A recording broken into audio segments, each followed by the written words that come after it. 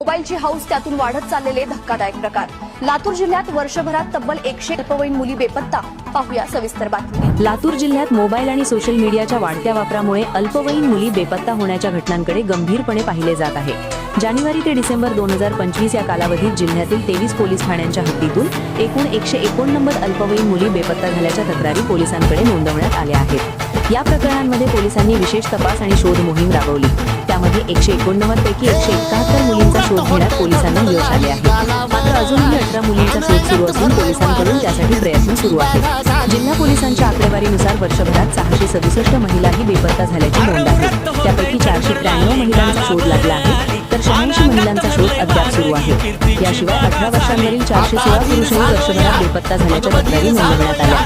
त्यापैकी 360 पुरुष सापडले असून 58 जणांचा शोध अजूनही सुरू आहे। अल्पवयीन मुलांबाबत पाहिले असता 445 मुले बेपत्ता झाली होती। त्यापैकी